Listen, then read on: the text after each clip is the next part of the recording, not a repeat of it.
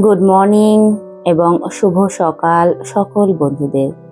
তোমরা সবাই কেমন আছো? আমি কিন্তু ভালোই আছি, কারণ ভালো না থাকলে রান্নাঘরে আসি কি করে বলো? সকালবেলা অনেক কাজকর্ম থাকে, বিশেষ করে মেয়েদের। আর যত কাজকর্মে থাকুক না কেন, রান্নাঘরে তাকে আসতেই হবে। এটা যেন আমাদের যুগের পর যুগ ধরে চলে আসছে।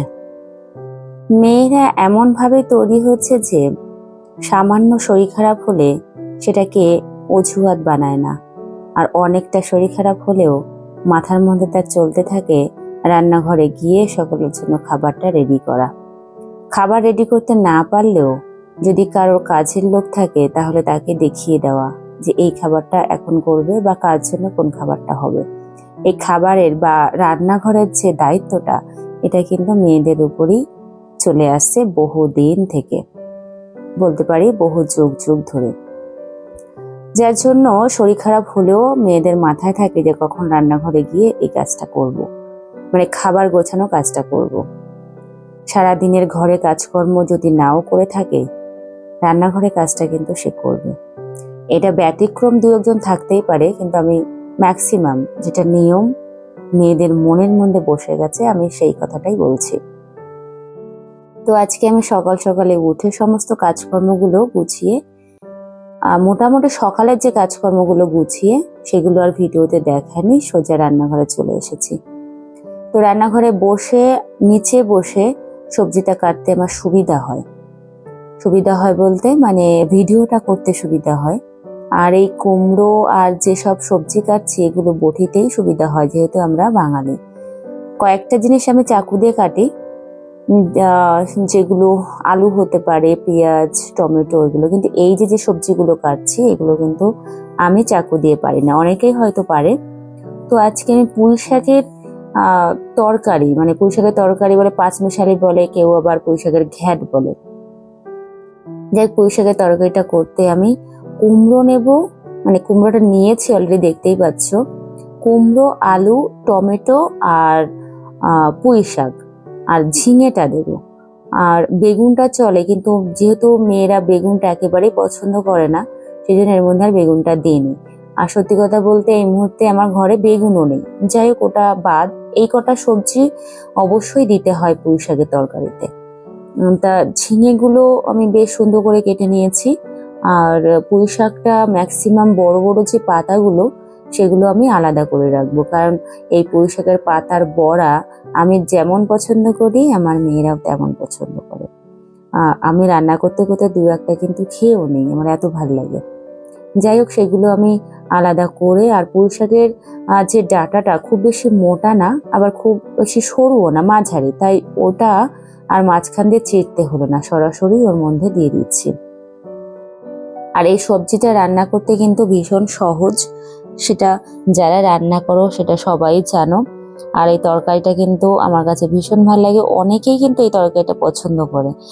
আর বিভিন্ন অনুষ্ঠান বাড়িও এই সবজিটা কিন্তু কমন, পুঁই শাকের তরকারিটা। আমার তো ভীষণ ভাল লাগে, যেখানে যাই না কেন অনুষ্ঠানে আমি কিন্তু দুবার তো নেই এই তরকারিটা। অন্যান্য সবজি একবার নিলেও এটা আমি দুবার নিই। তো সবজিটা আমি দুদিন আগে কিনে এনেছিলাম, তা পাতাগুলো একটু নিয়ে পড়েছে। যখন কিনেছিলাম বেশ বড় বড় এবং বেশ ছড়ানো ছিল, টাটকা লাগছিল। আর ফ্রিজে রেখে একটু মরা মরা ভাব হয়ে গেছে। আর যাই হোক, আমি গত সপ্তাহে গেছিলাম বাজারে, মেয়েকে সাথে করে নিয়ে গেছিলাম। অন্যদিন আমার দিদিকে সাথে করে নিয়ে যাই। তো সে আর সময় পাচ্ছে না, কারণ ও আরেকটা কাজ নিয়েছে, যার জন্য সময়টা পাচ্ছে না। ও মোটামুটি আমাকে হেল্প করতো, যাই হোক তারও তো কাজের দরকার আছে, তো সে এখন সময় দিতে পারছে না আমাকে। তো মেয়েকে বললাম যে আমার সঙ্গে তো চল, বাজারে যাব। তো ও দেখলাম যে আমাকে বললো যে হ্যাঁ মা চলো, আমি তোমাকে হেল্প করবো। তা ওকে নিয়ে বাজারে গেছিলাম। তা বেশ কিছু সবজি আমি একসঙ্গে কিনে এনেছি। আর এই সবজি বাজারটা একটু দূরে, মানে আমাকে রেল লাইন ক্রস করে যেতে হয়।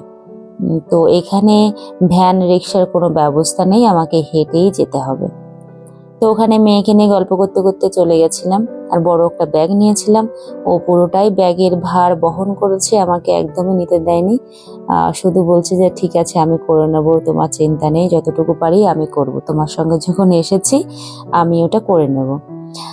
যাই হোক, ওই দিন আমি বেশটা সবজি কিনেছি, শুধুমাত্র আলু আর পেঁয়াজ বাদে, আর মোটামুটি সবজি কিনে এনেছি। কারণ ধরে নিয়েছি আমি এই সবজি মোটামুটি 10 দিন চালাবো, সেরকম করে সবজি কিনে এনেছি বাজার থেকে। ওখানে মাছের বাজারও আছে, কিন্তু মাছের বাজারে আমি ঢুকিনি, অনেকটা ভিড় হয়। ওখানে আমি শুনেছি কম দামে টাটকা মাছ, মাংস তো টাটকাই হয়, যাই হোক টাটকা মাছ, বিভিন্ন প্রকারের প্রচুর মাছ পাওয়া যায়। তো আমি মাছ আনিনি, আমি শুধুমাত্র সবজিগুলো কিনে এনেছি। আর এই সবজিটার মধ্যে আমি 2টো আলু দেব। আলু থাকলেও আবার অনেকটা বেশি হয়ে যায়, সবজির পরিমাণটা যাতে বেশি না হয় সেদিকেও একটু খেয়াল রাখতে হবে। তা 2টো ঝিঙে আর পুঁই শাকটা সবটাই দিয়েছি, কারণ যেহেতু আমি পুঁই শাকের পাতাটা আমি আলাদা করে রাখছি, সেই জন্য পুঁই শাকটা সবটা দিয়েছি। এটা 500 গ্রাম পুঁই শাক ছিল। অনেকে না, আমি আগে একজন দিদি ছিলেন, রান্না করে দিতেন আমাকে, তো ওনাকে আমি দেখেছি যে এই সবজির মধ্যে পেঁয়াজ দিতে, তো খারাপ লাগতো না খেতে, কিন্তু আমি রান্নার সময় পেঁয়াজটা দিতে যেমন কেমন একটা দ্বিধাগ্রস্ত হয়। আমার জন্য 5 ফোড়ন, তেজপাতা আর শুকনো লঙ্কা দিয়ে ফোড়ন দিয়েই যেন আমার একটু ভালো লাগে, একটু তেলটা বেশি পরিমাণে হবে, বেশি পরিমাণে মানে মোটামুটি আর কি, মানে তেল তেল একটা ভাব থাকবে, এরকম ব্যাপারটা হলেই আমার জন্য এই সবজিটা বেশি ভালো লাগে 5 ফোড়ন দিয়ে। তো তিনি কি করতেন, আগে সব সবজিগুলো প্রেসার কুকারে সিটি দিয়ে নিতেন, তারপর ফোড়ন দিয়ে, পেঁয়াজ ফোড়ন দিয়ে, তারপর সেটাকে সেই সিদ্ধ করা সবজিটা, মানে সমস্ত সবজি একসঙ্গে সিদ্ধ করে নিয়েছিল, সেই সবজিটা ওই ফোড়নের উপর দিয়ে রান্না করে দিতেন। মানে উনি ফোড়ন দিতেন পেঁয়াজ, মানে 5 ফোড়নের উপর পেঁয়াজ দিতেন। তো খেতাম, খারাপ লাগতো না, মোটামুটি ভালোই লাগতো। তা এখন উনি করছেন, খেয়েই নিতাম, অসুবিধা হতো না। আর পুঁই শাকটা যেহেতু আমার খুব ভালো লাগে, আমি কিন্তু পুঁই শাকের যদি মাছের ঝোলও, পুঁই শাক দিয়ে যদি মাছের ঝোলও করা হয় সেটাও কিন্তু আমার ভালো লাগে, পুঁই শাকটা বেশ ভালো লাগে আমার। তো যাই হোক, এখানে আমি 5 ফোড়ন তো অবশ্যই দেব, কারণ ওই পেঁয়াজটা আমার হয় না, মন থেকে আসে না। তো 5 ফোড়ন, তেজপাতা আর শুকনো লঙ্কা ফোড়ন দেবো। আর তেল একটু বেশি, পরিমাণ থেকে একটু বেশি দিই, একটু তেল তেলে ভাব থাকে, তো সেভাবেই রান্না করব। তো রান্নাঘরে কিন্তু বেশটা গরম, আর আমি একটা সিনথেটিক ওড়না আবার গায়ে দিয়েছি, কারণ এটা হাতের কাছে ছিল, আমাকে সুতির ওড়না আনতে গেলে আবার একটুখানি ভেতরে যেতে হতো। যাই হোক, আমরা মায়েরা কিন্তু শর্টেই কাজ করতে বেশি পছন্দ করি, যতই কষ্ট হোক না কেন। হাতের কাছে এই সিনথেটিক ওড়নাটা পেয়েছি বলে এটা গায়ে নিয়ে নিয়েছি। আমার মা বলতেন যে কখনো সিনথেটিক ওড়না পরে রান্নাঘরে আসবেই না, তবুও দেখো আমি চলে এসেছি। আর একটু সাবধানে থাকতে হচ্ছে, কখনো গায়ের থেকে পুড়ে যায়, আর এতটা গরম, মানে ঘেমে যাচ্ছি, পুরো চান করে যাচ্ছে, ভেতরটা পুরো ভিজে যাচ্ছে। তা রান্নাঘর থেকে যদি আমি বেরিয়ে আসি, অন্য কাছে মন লেগে যাবে, আর রান্নাঘরের অবস্থা শেষ। মানে এই যে তরকারিটা আমি করছি, যদি বসে আমি বেরিয়ে আসি তাহলে কিন্তু হয় আবার মনে করে যেতে হবে, কিন্তু ওই মনেটাই আমার আর পড়ে না। তো সেক্ষেত্রে কি হয়, সব পুড়ে ছাই হয়ে যায়, অনেকবার এরকম হচ্ছে। তো আমি বেছে বেছে কুমড়োটা, আলুটা একটু আলাদা করে ভেজে নিচ্ছি, কারণ এই সবজিটা গলতে একটু সময় লাগবে, তাই জন্য বেছে বেছে এগুলো একটু আলাদা করে ভেজে নিচ্ছি।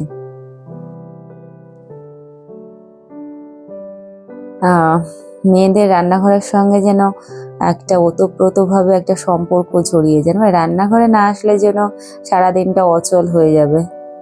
রান্নাঘর জিন্দাবাদ। রান্নাঘরে আসলে মনে হয় যেন কাজ মানে অনেক বেশি করে ফেলেছি, আর রান্নাঘরে না গেলে মনে হয় যেন আজকে কোনো কাজই করিনি, এরকম একটা ফিল হয়।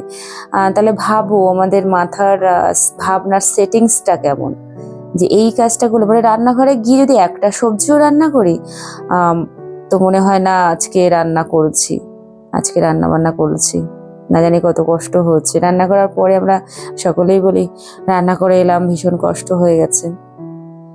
তো মানে গ্যাসের সামনে থেকে রান্না করাটা কিন্তু কঠিনই ব্যাপার, ধৈর্য সহকারে মন দিয়ে রান্না করা অনেকটাই কঠিন ব্যাপার।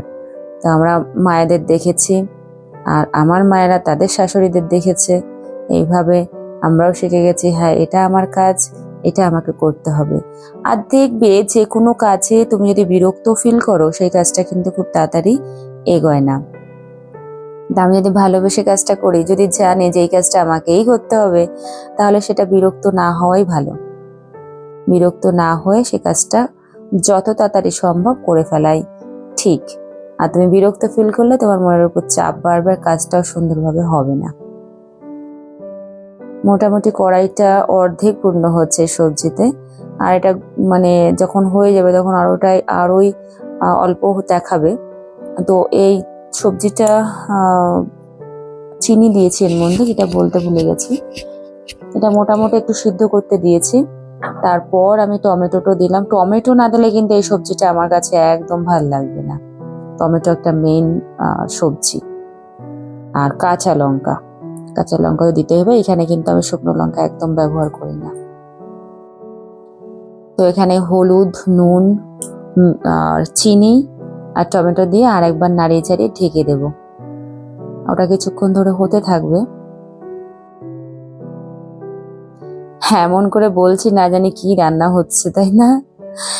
অ্যাকচুয়ালি ওটা না যে কি রান্না হচ্ছে, রান্নাটার সময় এই যে একা একা রান্না করছি, আমার কিন্তু মনে এটা হচ্ছে যে যেহেতু আমি ভিডিও করছি, এটা আমার মনে হচ্ছে যে এই ভিডিওটা কেউ না কেউ তো দেখবে, তখন আমি কারোর সাথে আছি, এটা ফিল হচ্ছিল যে আমি কারোর সাথে আছি, সাথে থেকে আমি কাজগুলো করছি।